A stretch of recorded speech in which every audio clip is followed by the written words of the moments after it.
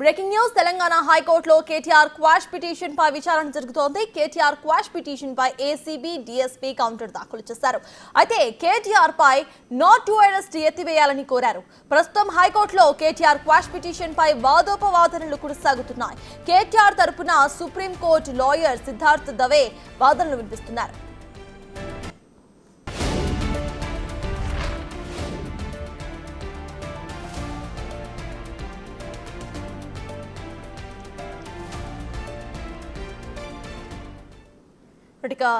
KTR quash petition విచారణ అయితే ప్రారంభమైంది. ఇదే అంశంపై పూర్తి డీటెయిల్స్ మా ప్రతినిధి సురేష్ అందిస్తారు. సురేష్, చెప్పండి, క్వాష్ పిటిషన్ విచారణకు సంబంధించిన అప్డేట్స్ ఏంటి? హైకోర్టులో మాజీ మంత్రి కేటీఆర్ క్వాష్ పిటిషన్పై విచారణ ప్రారంభమైంది. దీనికి సంబంధించి ఏపీ ఇప్పటికే కౌంటర్ దాఖలు చేసింది. కేటీఆర్ ఇచ్చినటువంటి న్యాయం అనుకూలంగా ప్రభుత్వం చేయడం జరిగింది. దీంతో కేటీఆర్ తరఫున అదే సుప్రీంకోర్టు న్యాయవాది సిద్ధార్థ వాదన వినిపిస్తున్నారు. ప్రభుత్వం అనుమతి తీసుకోండి నిజమే, కానీ డబ్బులు వేరే వ్యక్తులకు ఇవ్వలేదు కాబట్టి ఇక్కడ అభివృద్ధి జరగలేదు. దీనికి సంబంధించి సెక్షన్ 409 వాదన వినిపించడం ఖచ్చితంగా ఈ కేటీఆర్ పై నమోదైన కేసును ట్రాక్ చేయాలని చెప్పిన ఆయన వాదన వినిపిస్తున్నారు. పలు సుప్రీంకోర్టు సంబంధించిన జడ్జిమెంట్ కూడా గతంలో వినిపించడం జరిగింది. కాబట్టి ఇప్పుడు హైకోర్టులో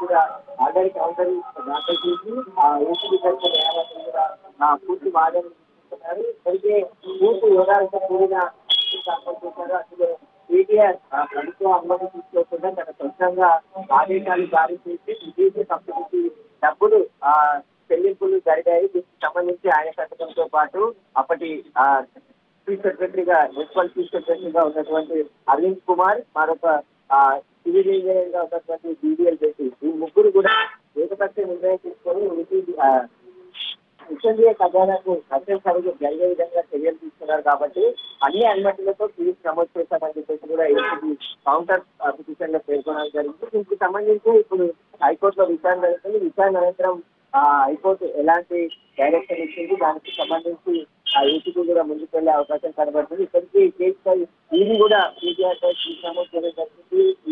ఈ పార్క్ సంబంధించిన విధులు ఆర్బీఐ సంబంధించి రూల్స్ పాటించకుండా విదేశీ కంపెనీకి బయటపడాలి కాబట్టి దీనికి సంబంధించి అధికారులు ప్రస్తుతం హైకోర్టులో ఇంకా విచారణ కొనసాగుతుంది. విచారణ అనంతరం ఎలాంటి ఇబ్బందులు వస్తే వాటి ప్రకారం ఏసీబీ నడుచుకునే అవకాశం కనబడుతుంది. అయితే సురేష్, ఇటు ఏదైతే నాట్ టు అరెస్ట్ ఎత్తివేయాలని కోరుతున్నారు కాబట్టి అది ఎత్తివేసే అవకాశం ఎంతవరకు ఉందనుకోవచ్చు? ఈ రోజు వరకే ACB high court not to arrest Kalpana మినహాయించింది. ఈ రోజు వరకు చూస్తే మళ్ళీ దాన్ని పొడిగిస్తుందా లేదంటే ఏసీబీ ఖచ్చితంగా అప్పీల్ చేస్తారు. కాబట్టి దీనికి సంబంధించి ఈ రోజు ఏసీబీ విచారణ కొనసాగించాల్సిన డైరెక్షన్ ఇస్తే ఖచ్చితంగా కేటీఆర్ కి నోటీసులు ఇచ్చి ఏసీబీ చూసి విచారణ కొనసాగించే అవకాశం కనబడుతుంది. కానీ గతంలోనే ఈ కేసులో ఖచ్చితంగా ఆయనకు మధ్యంతర బెయిల్ ఇవ్వాలి, లేదా నాట్ టు అరెస్ట్ ఇవ్వాలని చెప్పేసి కూడా కేటీఆర్ తరఫు న్యాయవాదులు వాదిస్తే ఈ రోజు వరకు కూడా నాట్ టు అరెస్ట్ సంబంధించి ఆర్డర్స్ ఉన్నాయి. ఈ రోజు ముగిస్తున్నాయి కాబట్టి హైకోర్టు విచారణ అనంతరం ఎలాంటి డైరెక్షన్ ఇస్తుంది అనేది కూడా ఉత్కంఠగా మారింది. ఒకవేళ పూర్తి ఏసీబీ సంబంధించిన కౌంటర్ లో వివరాలన్నింటినీ పరిశీలించిన తర్వాత హైకోర్టు నిర్ణయించిన అవకాశం. Right, thank you Suresh.